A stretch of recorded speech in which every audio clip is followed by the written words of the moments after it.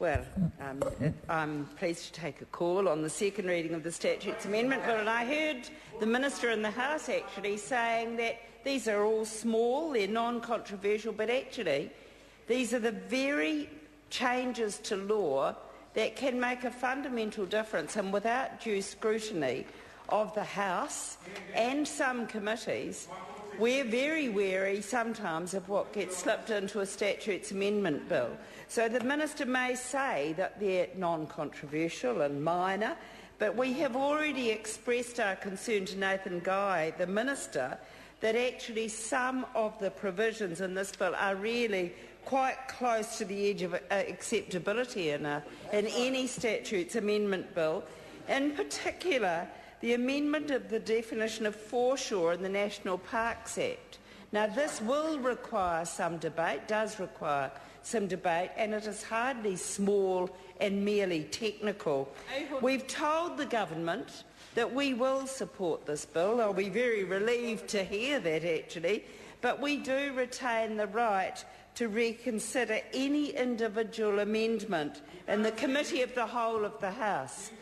I just want to raise some issues here. We've got reservations, as I said, about some aspect because they've really almost slipped into the Statutes Amendment Bill. One of these amendments is Section 9 of the Births, Deaths and Marriages Act and the Relationship Registration Act, which changes quite substantively the meaning of when a parent is unavailable to sign a birth registration form. Now, this one rang bells for me.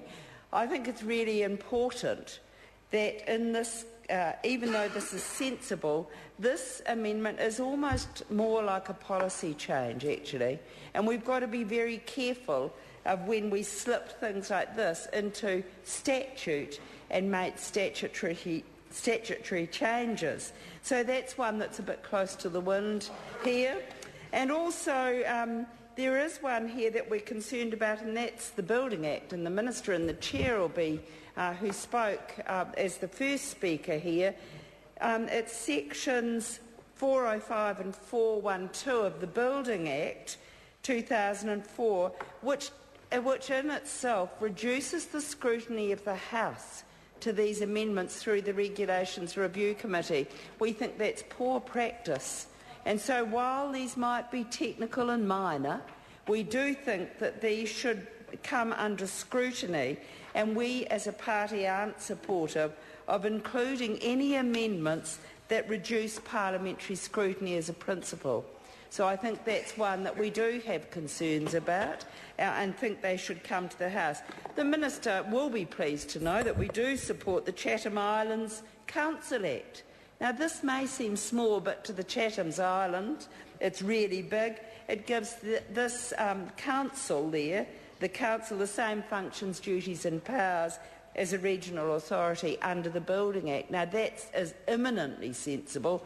I'm sure that's one proposed by the good member for the Chathams, Annette King, that has learnt this on her several trips to the Chathams, that the council gets quite frustrated at not having those broader powers, especially for things like building construction on the Chatham Islands. So we've got no problem with that.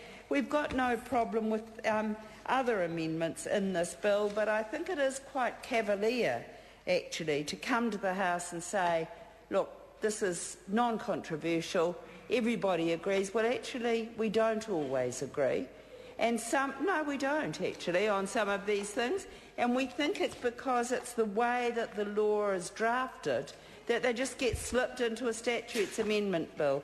So, Mr Speaker, while we support this, we do want to reserve the right that as things come to the House it's actually in the committee stage, and the member Jackie Dean calling out saying we do support it. It's amendments that come before the committee stage. We want to reserve the right to review our position on those amendments, and so at this stage, for scrutiny, at this stage we support this bill and are pleased that it's back before the House.